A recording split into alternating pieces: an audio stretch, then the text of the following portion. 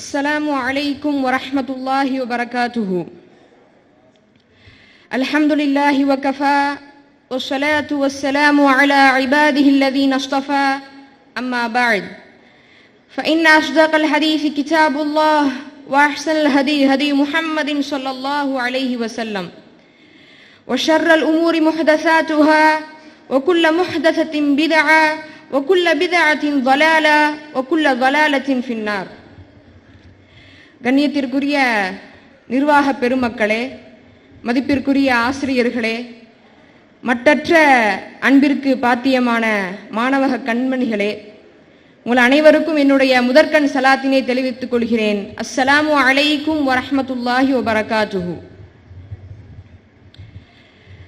தித்திக்கும் தெள்ளமுதாய் தெள்ளமுதின் மேலான முத்திக்கனியாம் எம் முத்தமிழை முதன்மைப்படுத்தி அழகு பார்த்து கீழடி காலடி மறந்து கிடக்கும் ஆதி கலாச்சாரத்தின் எச்சங்களை எல்லாம் நினைவூட்டும் வண்ணம் ஏற்பாடு செய்யப்பட்டுள்ள இந்த தமிழ் இலக்கிய மன்ற விழாவிலே உங்கள் முன்னின்று உரையாற்றுவதில் அகமகிழ்வு கொள்கிறேன்.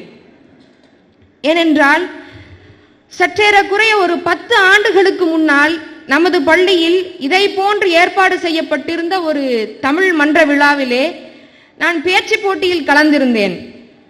அந்நாளிலிருந்துதான் தமிழ் மொழியுடனான என்னுடைய இந்த சிறிய பயணம் துவங்கியது என்று சொன்னால் அது மிகையாகாது. அல்ஹம்துலில்லாஹ் சும்மா அல்ஹம்துலில்லாஹ். என்னுடைய இந்த சிற்றுரையை ஐயன் வள்ளுவனின் வள்ளுவத்திலிருந்து முதலாம் குறளை வைத்து ஆரம்பித்தால் ஏற்புடையதாக இருக்கும் என்று எண்ணுகிறேன். அகர முதல எழுத்தெல்லாம் ஆதிபகவன் முதற்றே உலகு. இக்குறளுக்கு விளக்கமாக பல்வேறு தரப்பட்டவர்கள் பல்வேறு கருத்துக்களை பதிவு செய்து வைத்திருக்கிறார்கள். ஆனால் இந்த குறளை நாம் ஒரு இஸ்லாமிய பார்வையில் பார்த்தாலோ குர்ஆனிய கண்ணோட்டத்தில் பார்த்தாலோ நமக்கு ஒரு விளக்கம் தென்படும். அதுதான் அகர முதல எழுத்தெல்லாம் ஆதிபகவன் முதற்றே உலகு. அதாவது அகரம் முதலான எல்லா எழுத்துக்களையும் ஆதம் அலைஹிஸ்ஸலாம் ஆகிய ஆதி மனிதருக்கு எல்லாம் அல்ல இறைவன் முதலேயே கற்றுக் கொடுத்தான் என்று பொருள். இது எவ்வளவு ஒரு அழகான விளக்கமாக இருக்கக்கூடியது பாருங்க. நம்முடைய திருக்குர்ஆனிலே அல்லாஹ் கூறுகின்றான் அல்லவா, வஅல்லம ஆதமல் அஸ்மாஅ குல்லஹா. இறைவன் ஆதம் அலைஹிஸ்ஸலாம் அவர்களுக்கு ஒவ்வொரு பெயர்களின் வார்த்தைகளையும் கற்றுக் கொடுத்தான் என்று அல்லாஹ் சொல்கிறான். இந்த வசனத்தோடு எவ்வளவு ஒத்து போகிறது இந்த குறள். மிகவும் இது ஒரு வியப்பூட்டக்கூடிய ஒரு வகையில் இல்லையா? இந்த கருத்திற்கு நீட்சியாக ஆதம் அலைஹிஸ்ஸலாம் அவர்கள் விண்ணுலகிலிருந்து மண்ணுலகிற்கு வந்து இறங்கிய இடம் தற்பொழுது உள்ள இலங்கையில் இருக்கக்கூடிய மலை என்று கருதப்படுகிறது. அதே போல ஆதம் அலைஹிஸ்ஸலாம் அவர்களுடைய 2 மகன்களான ஹாபில் காபில் அவர்களுடைய அடக்க ஸ்தலம் கபரு ராமேஸ்வரத்தில் இருப்பதாக பல நூற்றாண்டுகளாக நம்பப்பட்டு வருகிறது. மேலும் நம்ம இந்த தென்னிந்தியாவினுடைய பிராந்தியம் இருக்குல்ல, அது இப்பொழுது இருக்கக்கூடிய ஒரு வரையறையில பண்டைய காலத்துல இல்ல. நம்ம இப்ப என்ன இருக்கிறோம், கன்னியாகுமரியினுடைய நம்மளுடைய எல்லை முடிந்திருது. ஆனா பண்டைய காலகட்டத்துல கன்னியாகுமரிக்கு கீழேயும் ஒரு மிக பெரும் நிலப்பரப்பு இருந்ததாக 1800களில் ஆராய்ச்சியாளர்கள் கண்டுபிடிக்கிறார்கள். அதனுடைய எல்லை, அதனுடைய நிலப்பரப்பு எவ்வளவு பெரிதுன்னு பாருங்க. கன்னியாகுமரியினுடைய எல்லையை தொட்டு இலங்கையை உள்ளடக்கி ஆஸ்திரேலியா கண்டம் வரை செல்லக்கூடிய அளவிற்கு மிகப்பெரிய நிலப்பரப்பாக அந்த பிராந்தியம் இருந்தது. அதற்கு பேர்தான் குமரி கண்டம் என்று தமிழ் இலக்கியங்களை பதிவு செய்யறாங்க. இந்த குமரி கண்டம் உண்மையில் இருந்ததா என்பதற்கு வரலாற்று ரீதியாக ஆய்வு ரீதியாக ஆதாரபூர்வமான சான்றுகள் தற்பொழுது வரை கிடைக்காவிட்டாலும் தமிழ் இலக்கியங்களை இந்த குமரிக்கண்டம் என்ற இந்த நிலப்பகுதி தமிழ் இலக்கியத்தில் 2 கலந்த ஒன்று என்றுதான் சொல்ல வேண்டும். நாம் எல்லாரும் கேள்விப்பட்டிருவோம் தமிழ் முச்சங்கம் வைத்து வளர்க்கப்பட்ட மொழி என்று. இந்த 3 சங்கங்களில் முதல் 2 சங்கம், முதற் சங்கமும் இடைச்சங்கமும் நடைபெற்ற இடமே இந்த குமரிக்கண்டம் தான் அப்படின்னு நினைச்சாங்க தமிழ் இலக்கியங்கள்ல சொல்றாங்க. இன்னும் பல்வேறு தமிழ் இலக்கிய பாடல்கள்ல செய்யுள்கள்ல இதனுடைய செய்திகள் இருக்குது. அதான் நம்மளுடைய பாவலர் ஏறு பெருஞ்சித்திரனார் அழகா சொல்றாருல்ல, அன்னை மொழியே அழகார்ந்த செந்தமிழே முன்னைக்கும் முன்னை முகிழ்த்த நறுங்கனியே கன்னி குமரி கடல் கொண்ட நாட்டிடையில் மன்னி அரசிருந்த மண்ணுலக பேரரசே. இதே மாதிரி பல்வேறு இலக்கியங்கள்ல பல்வேறு செய்யுள்கள்ல குமரி ஆஸ்திரேலியாகண்டம் என்ற ஒரு மாவட்டம், ஒரு நிலப்பரப்பு இருந்ததாக குறிப்பிடப்படுகிறது. தமிழ் மொழியினுடைய தொன்மை பற்றி தானப்பா பேச சொன்னாங்க, இவங்க என்ன தமிழ்நாட்டினுடைய தொன்மையை பற்றி பேசிக் கொண்டிருக்கிறார்கள் என்ற ஒரு ஐயம் உங்கள் மனதில் வரலாம். நான் ஏன் இதை சொல்றேன் அப்படின்னா, எந்த ஒரு மொழியினுடைய தொன்மையை நாம் பேசினாலுமே அந்த மொழி பிறந்து வளர்ந்த அந்த பிராந்தியத்தினுடைய தொன்மையை பற்றி பேசாமல் ஒரு மொழியினுடைய தொன்மையை பற்றி பேச முடியாது. தமிழ் பிறந்த இந்த தென்னிந்தியாவினுடைய பிராந்தியமாகிறது மிகவும் தொன்மையானது. இதுவே தமிழ் மொழியின் தொன்மைக்கு வலு சேர்க்கக்கூடிய ஒரு விஷயமாக அமைகிறது. சுருக்கமாக தமிழ் மொழியினுடைய தொன்மை பற்றி சொல்ல வேண்டும் என்றால் ஒரே ஒரு சான்றே போதும். அது என்னன்னா, தொல்காப்பியம் அப்படின்ற ஒரு நூலை எல்லாருமே கேள்விப்பட்டிருப்பீங்க. கேள்விப்பட்டிருக்கீங்களா? தொல்காப்பியம் உங்களுடைய தமிழ் புத்தகங்கள்ல, பாட புத்தகங்கள்ல செய்யுள்ள அமைந்திருக்கும். தொல்காப்பியம் பார்த்துருக்கீங்கல்ல? சொல்லுங்க. இந்த தொல்காப்பியம் என்ற நூல் எப்படிப்பட்ட நூல்னா, தமிழில் கிடைக்கப்பட்ட தொன்மையான நூலாக கருதப்படக்கூடிய நூல் வந்து தொல்காப்பியம் தான். அதனுடைய கால வரையறையை குறைந்தபட்சம் 2000 ஆண்டுகளுக்கு முன்பதாக தோன்றப்பட்டது என்று சொல்கிறார்கள். இந்த தொல்காப்பியத்தினுடைய பெயரை பாருங்கள், தொல்காப்பியம். அதை புணர்ச்சி விதிப்படி பிரித்தால் தொல் கூட்டல் காப்பு கூட்டல் இயம் அப்படின்னு வரும். அதாவது தொன்மையை காத்து இயம்புவது, தொன்மையான விஷயங்களை காத்து சொல்லுவது என்று பொருள். அப்படி என்றால் தமிழிலேயே கிடைக்கப்பட்ட தொன்மையான புத்தகமான தொல்காப்பியமே ஏற்கனவே தொன்மையாக இருக்கக்கூடிய ஒரு மொழியினுடைய தொன்மையை காப்பதற்காகத்தான் இயற்றப்பட்டிருக்கிறது என்பதே தமிழ் மொழியினுடைய சிறப்பிற்கும் தொன்மைக்கும் மிகப்பெரிய சான்றாக அமைகிறது, இல்லையா? அதே மாதிரி தமிழ் மொழியினுடைய தொன்மையை பற்றி பேசணும்னா நம்ம வெறுமனே தமிழ் மொழி எவ்வளவு பழமையானது மற்றும் பேசினா மட்டும் போதாது. தமிழ் மொழியினுடைய மற்ற கூறுகளையும் நாம் பார்க்க வேண்டும். இன்றைய 2025 கணக்கெடுப்பின்படி இந்த உலகில் உள்ள பேசப்படும் மொழிகள் 7000த்திற்கும் மேற்பட்டவை என்று ஆய்வுகள் கூறுகின்றன. இந்த 7000 மொழிகளில் சுமார் 40% மொழிகளை பேசுபவர்கள் வெறும் 1000த்திற்கும் குறைபட்டவர்களாக தான் இருக்கிறார்கள் என்று ஆய்வுகள் சொல்கிறது. அதாவது அந்த மொழிகள் 40% மொழிகள் எல்லாம் அழிவின் விளிம்பில் இருக்கிறது என்று ஆய்வுகள் சொல்கின்றன. இந்த மீதி உள்ள 60% மொழிகளில் ஒரு சில மொழிகள் தான் தமிழ் போன்ற பண்டைய மொழியாக இருக்கின்றது. அப்படிப்பட்ட ஒரு மொழி தான் இந்த எகிப்திய மொழி, காப்டிக் லாங்குவேஜ் அல்லது ஏன்ஷியன் எஜிப்சியன் சொல்லுவாங்க. அப்படி இருக்கக்கூடிய இந்த எகிப்திய மொழியை நம்ம எடுத்துக்கிட்டோம்னா தமிழுக்கு முன்னால் உயிர்த்த மொழிகளுள் இதுவும் ஒன்று. இந்த மொழியில பல்வேறு கல்வெட்டுகள், பல்வேறு செப்பேடுகள் நமக்கு என்ன செய்யுது, கிடைக்கப்படுகிறது. எகிப்திய பிராந்தியம் முழுவதாகவே கிடைக்கப்படுகிறது. ஆனா அங்க இருக்கக்கூடிய ஒரு பிரச்சனை என்னவென்றால், அந்த கல்வெட்டுகளில் இருக்கக்கூடிய எகிப்திய எழுத்துக்களை, எகிப்திய சொற்றொடர்களை தற்பொழுது எகிப்திய மொழியில் வல்லுநராக இருப்பவர்களால் கூட வாசிக்க முடியவில்லை. இதுதான் அங்க இருக்கக்கூடிய பிரச்சனையாக இருக்கிறது. எத்தனையோ செப்பேடுகள், எத்தனையோ கல்வெட்டுகள் கண்டுபிடிக்கப்பட்டாலும் அவை வாசிக்கப்படாமல், மொழிபெயர்க்கப்படாமலேயே இருக்கின்றன. ஆனால் தமிழ்நாட்டில் எடுத்துக்கொண்டால், தமிழ்நாட்டில் மட்டுமல்ல, தமிழ்நாட்டை சுற்றியுள்ள பல நிலப்பரப்புகள், அது கர்நாடகா, ஆந்திரா, எல்லா மாநிலங்களிலும் உள்ள தமிழ் செப்பேடுகள், தமிழ் கல்வெட்டுகள் எல்லாமே 97% 100% வாசிக்கப்பட்டு விட்டன. இது தமிழுடைய ஒரு மிகப்பெரிய சிறப்பு. இதுதான் என்னதான் தமிழ் ஒரு மூத்த மொழியாக, பழமையான மொழியாக இருந்தாலும் இன்றளவிலும் இளமையாக இருக்கக்கூடிய ஒரு தன்மை தமிழுக்கு இருக்கிறது. அதுதான் அழகாக மனோன்மணியம் சுந்தர நம்ம படிக்கக்கூடிய அந்த தமிழ்தாய் வாழ்த்துல சொல்றாருல, உன் சீரிளமை திறம் வியந்து செயல் மறந்து வாழ்த்துதுமே. என்னதான் பழமையான தொன்மையான மொழியாக இருந்தாலும் இன்றளவிலும் இளமையாக இருக்கக்கூடிய உன்னுடைய திறம் வியந்து நாங்கள் பாடுகிறோம் என்று சொல்கிறார். இதுதாங்க தமிழ் மொழியினுடைய சிறப்பு. எவ்வளவு முன்பாக தோன்றியது என்பது மட்டுமல்ல ஒரு மொழியினுடைய சிறப்பு, இன்றளவிலும் உயிர்ப்புடன் இருக்கிறதா என்பதும் ஒரு மொழியினுடைய சிறப்பு தான். இப்படி நம்ம எடுத்து பார்த்தோம்னா தமிழ் மொழியோடு உயிர்த்த மொழிகள், தமிழ் மொழியோடுக்கு முன்னாடி உயிர்த்த மொழிகள் என்ற பட்டியலை நாம் எடுத்தால் ஒரு சில மொழிகளை சொல்லலாம். உதாரணமா நம்ம சொன்ன எகிப்திய மொழி, சீன மொழி, பாரசீக மொழி, அதே மாதிரி அராமிக்குன்னு சொல்லக்கூடிய மொழி, ஹீப்ருன்னு சொல்லக்கூடிய எபிரேய மொழி, கிரீக்குன்னு சொல்லக்கூடிய கிரேக்க மொழி, லத்தீன மொழி, முக்கியமாக அரபு மொழி, தமிழ் மொழி, சமஸ்கிருத மொழி. இந்த மொழிகள் தான் உலகினுடைய பழங்கால மொழிகளாக கருதப்படக்கூடிய மொழிகள். இந்த மொழிகள்ல நம்ம ஆய்வு செய்து பார்த்தோம் என்றால் இந்த மொழிகளில் எல்லாம் தோன்றிய காலம் முதல் தற்பொழுது வரை எவ்வளவு மாற்றங்கள் அடைந்திருக்கிறது என்பதை ஆய்வு செய்து பார்த்தால் மிக ஆச்சரியமூட்டக்கூடிய வகைகளில் அதனுடைய முடிவுகள் இருக்கிறது. பார்த்தா நம்மளுடைய எகிப்திய மொழியிலையும் சீன மொழியிலையும் தோன்றிய காலம் முதல் தற்பொழுது வரை அடைந்த மாற்றங்கள் 80 முதல் 90% அப்படின்னு சொல்றாங்க.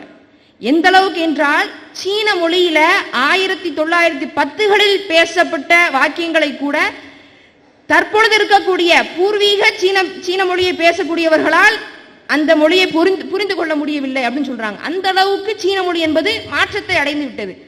அதே போலதான் பாரசீக பெர்ஷியன் லாங்குவேஜா இருக்கலாம், அராமிக் லாங்குவேஜா இருக்கலாம், இது எல்லாமே என்ன செஞ்சிருச்சு 70 முதல் 80% மாற்றங்களை அடைந்து விட்டது. அதே மாதிரி லத்தீன், கிரேக்கம், எபிரேயம், ஹீப்ரு இது எல்லாமே 50 முதல் 70% மாறுதல்களை அடைந்து விட்டது. நான் என்ன சொல்றேன்னு விளங்குதா? தான் தோன்றிய காலம் முதல் தற்பொழுது வரை எவ்வளவு மாற்றம் அடைந்திருக்குது அப்படின்றத சதவீதத்துல சொல்றாங்க. ஆனா தமிழ் மொழியை எடுத்து பார்த்தால் அது தோன்றிய காலம் முதல் தற்பொழுது வரை அந்த மொழியிலே ஏற்பட்டிருக்கக்கூடிய மாற்றங்கள் வெறுமனே 20 முதல் 40% தான் இருக்கும் என்று ஆய்வுகள் சொல்கின்றன. அதே போல இருக்கக்கூடிய மற்றொரு மொழி என்னன்னா அரபி மொழி. அரபிலே தோன்றிய காலம் முதல் தற்பொழுது வரை ஏற்பட்டுள்ள மாற்றங்கள் 20 முதல் ஒரு 35% இருக்கலாம் என்று ஆய்வுகள் சொல்கின்றன.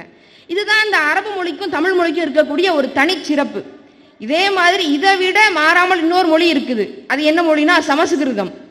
இந்த சமஸ்கிருதத்துல தமிழுக்கு முன்னால் தோன்றிய மொழியாக இருந்தாலும் தற்பொழுது வரை மாற்றங்கள் 10 முதல் 20% தான் அடைந்திருக்குதுன்னு சொல்றாங்க. ஆனா இங்க என்ன பிரச்சனைனா இன்றைக்கு சமஸ்கிருதம் மக்களின் நாவுகளில் தவழ்கிறதா என்ற கேள்விக்கு பதில் என்ன? இல்லை. இப்பொழுது சமஸ்கிருதத்தை தாய்மொழியாக பேசக்கூடியவர்கள் மிகவும் குறைவான நபர்கள் தான். ஆனா தமிழ் மொழியையும் அரபியையும் தாய்மொழியாகவும் இரண்டாம் மொழியாகவும் பேசக்கூடிய மக்கள் உலகெங்கிலும் கோடிக்கணக்கான மக்கள் இருக்கிறார்கள். இதுதான் தமிழுக்கும் அரபுக்கும் இருக்கக்கூடிய ஒரு தனிச்சிறப்பு.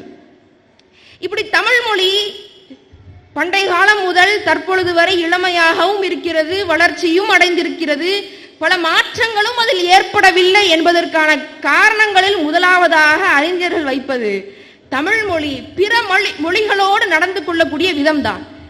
பிற மொழிகளோடு தமிழ் எவ்வாறு ஒத்து போகிறது, பிற மொழி சொற்களை தமிழ் எவ்வாறு தன்னுள் ஏற்றுக்கொள்கிறது, அந்த மொழிகளை ஏற்று எப்படி தன்னை பரிணாமப்படுத்திக் கொள்கிறது என்பது தமிழுடைய தனிச்சிறப்பு. பாருங்க, நம்ம எல்லாரும் ஒரு திருக்குறளை கேள்விப்பட்டிருப்போம். தொட்டனை தூரும் மணற்கேணி மாந்தர்தம் கற்றனை தூரும் அறிவு. இந்த திருக்குறள் எல்லாருமே கேள்விப்பட்டிருப்போம். கல்வியை பற்றி அறிவை பற்றி பேசினாலே இந்த திருக்குறளை தான் முதன்மையாக சொல்லுவாங்க. இந்த திருக்குறள் இருக்கக்கூடிய மணற்கேணி, அந்த கேணின்ற வார்த்தை இருக்குல்ல, அந்த கேணின்ற வார்த்தையே தமிழ் வார்த்தை இல்லை என்று சொல்கிறார்கள். சமஸ்கிருத வார்த்தை அப்படின்னு சொல்றாங்க. தமிழினுடைய பண்டைய நூலாக கருதப்படுகின்ற திருக்குறளிலேயே பிறமொழி வார்த்தைகள் தமிழில் பரிணாமம் அடைந்து இடம்பெற்றிருக்கின்றது. இந்த மாதிரி பிறமொழி வார்த்தைகளை தன்னுள் ஏற்கக்கூடிய ஒரு சிறப்பு தமிழுக்கு இருக்கிறது. அதுக்கு மாபெரும் உதாரணம் அரபியும் தமிழும் இருக்கக்கூடிய விதம் தான். நம்ம தினம் தினம் எத்தனை அரபி வார்த்தைகளை வாசகங்களை தமிழ் வார்த்தைகளை போலவே சர்வசாதாரணமாக பேசுகின்றோம். நம்ம அசல்னு சொல்லுவோம், அப்படிதானே? அசல் அப்படின்னு சொல்லுவோம்ல, இது அசல்னு சொல்லுவோம்ல. அசல் என்ற வார்த்தை அசலிலே தமிழ் வார்த்தையே கிடையாது. அசல் என்ற வார்த்தை அரபி வார்த்தை, அஸ்லுன் அப்படின்ற மூலச்சொல்லிலிருந்து வந்த வார்த்தை தான் அசல். அதே மாதிரி நம்ம சொல்லக்கூடிய மசோதான்னு சொல்லுவோம், அதே மாதிரி மசாலா சட்டம் சொல்லுவோம். இது எல்லாமே எந்த மொழியிலிருந்து வந்த வார்த்தைகள்னா அரபியிலிருந்து வந்த வார்த்தைகள். இப்படி அரபி மொழியிலிருந்து வந்த வார்த்தைகளை தன்னுள் ஏற்று அதை பரிணாமப்படுத்தி பேசக்கூடிய ஒரு மொழி என்ன மொழி? தமிழ் மொழி. இந்த அரபி மொழிக்கும் தமிழ் மொழிக்கும் உறவை நம்ம சொல்லும் பொழுது இது மிகப்பெரிய நீண்டகால உறவு, ஒரு நீண்டகால நட்பு அப்படின்னே சொல்லலாம். ஏன்னா நீங்க யாராவது இந்த ஆர்வி அப்படின்ற எழுத்து வடிவ மொழியை பற்றி கேள்விப்பட்டிருக்கீங்களா? ஆர்வி கேள்விப்பட்டிருக்கீங்களா? இப்ப இருக்கக்கூடிய தமிழ் புத்தகங்களிலும் சரி அரபி புத்தகங்களிலும் சரி எதிலேயுமே இதை பற்றி என்ன செய்ய மாட்டிருக்காங்க, அதிகமா பேச மாட்டிருக்காங்க. ஆர்வி என்ற அரபு தமிழ் எழுத்து வடிவம் இது என்ன அப்படின்னா, இதனுடைய வரை இலக்கணம் என்ன சொல்றாங்க அப்படின்னா, அல் கதாபத்து ஃபில் அரபியா வத் தலஃபுது ஃபித் சாமிலியா, script in Arabic but pronunciation in Tamil அப்படின்னு சொல்றாங்க. அதாவது எழுத்து வடிவம் அரபியிலே இருக்கும், ஆனால் ஒளி வடிவம் பேச்சு வடிவம் தமிழிலே இருக்கும். நமக்கு புரியுற மாதிரி சொல்லணும்னா இப்போ நம்ம என்ன செய்யறோம், இந்த டிரான்ஸ்லிட்டரேட் பண்ணிட்டு தமிழ் அப்படியே ஆங்கிலத்தில் எழுதுறோம்ல, நான் அப்படின்னு எழுதணும்னா NAAN அப்படின்னு எழுதுவோம். இல்லாட்டி தமிழ் அப்படின்னு எழுதுனாலே என்ன செய்வோம், THAMIZH அப்படின்னு போடுவோம். இதுதான் என்ன செய்யறது, டிரான்ஸ்லிட்ரேட் பண்ணி எழுதுறது. இப்புள்ள சிறார்கள் மத்தியில தங்கிலீஷ் அப்படின்னு சொல்லப்படும். இந்த மொழிலாம் இப்பொழுது வந்த இந்த வடிவம்லாம் இப்பொழுது சமீப காலமாக வழக்கத்தில் வந்ததுதான்.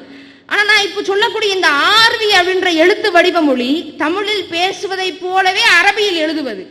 இந்த எழுத்து வடிவம் உருவானது எப்பன்னு சொல்றாங்கன்னா 14ஆம் நூற்றாண்டிலிருந்து 16ஆம் நூற்றாண்டுக்கான இடைப்பட்ட காலத்திலேயே இந்த எழுத்து வடிவம் உருவாகிவிட்டதுன்னு சொல்றாங்க.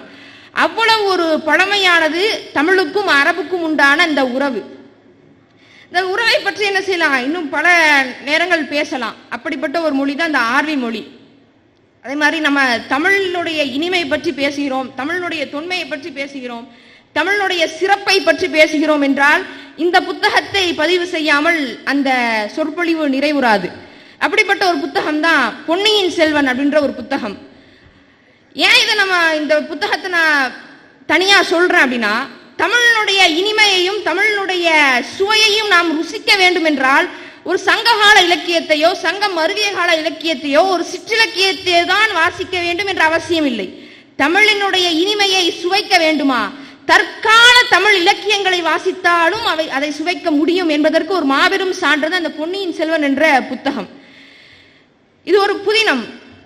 இதுல நிறைய வரலாற்று புனைவுகள் இருந்தாலும், வரலாற்று ரீதியாக பல முரண்கள் இருந்தாலும், முரண்பாடுகள் இருந்தாலும், ஒரு இலக்கியமாக ஒரு படைப்பாக பார்த்தால் தமிழ் மொழி இலக்கிய வரலாறிலே ஒரு நீக்க முடியாத இடம் பெற்ற ஒரு புத்தகம் தான் இந்த பொன்னியின் செல்வன் என்ற புத்தகம்.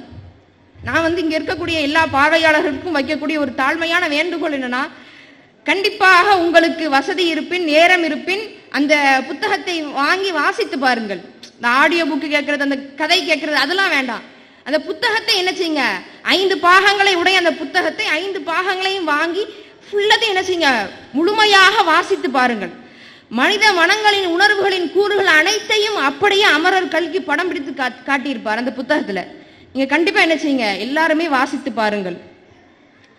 அதே மாதிரி இந்த தமிழ் மொழியினுடைய வளர்ச்சி, தமிழ் மொழியினுடைய தொன்மையை பற்றி நாம் சொல்லணும்னா, நம்முடைய இப்பொழுது இருக்கக்கூடிய அரசாக இருந்தாலும் சரி, நமக்கு முன் சென்ற அரசுகளாக இருந்தாலும் சரி, தமிழ் மொழியினுடைய வளர்ச்சிக்காகவும் தமிழ் மொழியினுடைய தொன்மையை பாதுகாப்பதற்காகவும் பல்வேறு முயற்சிகளையும் பங்களிப்பையும் செய்து கொண்டுதான் வந்திருக்கின்றன. அதிலும் குறிப்பாக மறைந்த முன்னாள் முதலமைச்சர் கலைஞர் ஐயா அவர்களுடைய காலகட்டத்தில் தமிழருடைய வளர்ச்சி ரொம்ப அதிகமாக இருந்துச்சு. ஏன் நான் கலைஞர் ஐயா அவங்கள பற்றி பேசுகிறேன் அப்படின்னா, என்னுடைய வாழ்வில் என்னுடைய தமிழுக்கான ஆர்வத்தை வித்திட்டவர்களுள் அவரும் ஒருவர் என்று சொன்னால் அது தவறாகாது. நான் சிறு வயதில் இருக்கும் பொழுது மெட்ராஸ்ல இருக்கின்ற அந்த செம்மொழி பூங்காவிற்கு என்னுடைய பெற்றோருடன் சென்றிருந்தேன். அப்படி போயிருக்கும் பொழுது அங்க அழகாக கலைஞர் கையெழுத்திட்ட ஒரு மு. கருணாநிதி என்ற தமிழில் கையெழுத்திட்ட ஒரு சோலையை அங்க வைத்திருப்பார்கள்.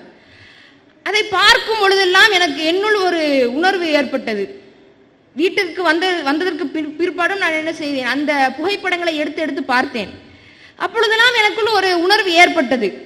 அதே போல எந்த காணொளியை பார்த்தாலும் எதிலே பார்த்தாலும் கலைஞர் அவர்கள் மு. கருணாநிதி என்று தமிழிலே கையொப்பமிடுவார்கள். அதை பார்த்து தாக்கமடைந்துதான் என்னுடைய தமிழ் உணர்வும் என்னுடைய தமிழ் ஆர்வமும் வளர்ந்தது. எந்த அளவுக்கு என்றால் அதிலிருந்து தாக்கம் ஏற்பட்டுதான் நானும் தமிழில்தான் கையொப்பமிடுவேன். அதற்கு காரணம் மு. கருணாநிதி கலைஞர் ஐயா அவர்களுடைய கையெழுத்தை நான் பார்த்ததுதான். அந்த அளவுக்கு என்னுள் தாக்கத்தை ஏற்படுத்தியவர். அதே போல தற்பொழுது இருக்கக்கூடிய அரசாக இருந்தாலும் சரி, இப்பொழுது இருக்கக்கூடிய முதலமைச்சர் மாண்புமிகு முதலமைச்சர் மு. க. ஸ்டாலின் ஐயா அவர்களாக இருந்தாலும் சரி, தமிழுக்காக அதிகமாக முயற்சிகளை எடுக்கிறார்கள். அந்த முயற்சியினுடைய ஒரு நீட்சி தான் இப்போ 10ஆம் வகுப்பு மாணவர்களுக்கு, 10ஆம் வகுப்பு முடித்த மாணவர்களுக்கு தமிழ் திறனறி தேர்வு அப்படின்னு ஒன்று வைக்கிறாங்க. அவங்களுடைய தமிழ் திறன் எவ்வாறு இருக்கிறது என்பதை அறிவதற்கான ஒரு தேர்வாக அது இருக்கிறது. அரசு இவ்வளவு முயற்சிகளை செய்யும் பொழுது அந்த முயற்சிகளை நாமும் என்ன செய்யணும், பங்களிக்க வேண்டும், பயன்பெற வேண்டும். இதுதான் நான் பார்வையாளர்கள் எல்லாத்தையும் நான் கேட்டுக்கொள்ளக்கூடிய ஒரு வேண்டுகோள். அதே போல தமிழ் மொழியை என்ன செய்யுங்க, கட்டாயம் படியுங்கள், தமிழ் மொழியை படியுங்கள், தமிழ் மொழியிலே வாசியுங்கள், தமிழ் மொழியை தமிழ் மொழி போல பேசுங்கள், பண்ணு தமிழை நீர்த்து விடுங்கள். ஆஃப் பண்ணு, ஆன் பண்ணு, ஸ்டார்ட் பண்ணு, க்ளோஸ் பண்ணு, இந்த பண்ணு தமிழை நீர்த்துருங்க, விட்டுருங்க. தமிழை பேசுங்கள், பன்மையான தமிழை பேசுங்கள், பண்ணு தமிழை நீர்த்து விடுங்கள். அதே போல தமிழ் மொழியை படியுங்கள் என்று மட்டும் நான் என்னுடைய வேண்டுகோளை சுருக்கிவிட ஆசைப்படவில்லை. பொதுவாக பல்வேறு மொழிகளை படியுங்கள், பலதரப்பட்ட மொழிகளை படியுங்கள். மனிதன் தோன்றிய காலம் முதல் எத்தனையோ கலை அறிவியல்கள் உருவாகி இருந்தாலும் முதலில் உருவான ஒரு கலை என்னவென்றால் அது மொழியியல் தான். அப்படிப்பட்ட மொழியியலை படியுங்கள். எத்தனையோ புத்தகங்கள் தாம் வாசிக்கப்பட மாட்டோமா, தாம் மொழிபெயர்க்கப்பட மாட்டோமா என்று காத்து கொண்டிருக்கின்றன.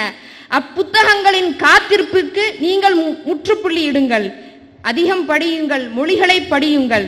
இறுதியாக என்னுடைய உரையை க. சச்சிதானந்தன் அவர்களுடைய ஒரு கவிதையை வைத்து முடிக்கணும் என்று நான் நினைக்கிறேன்.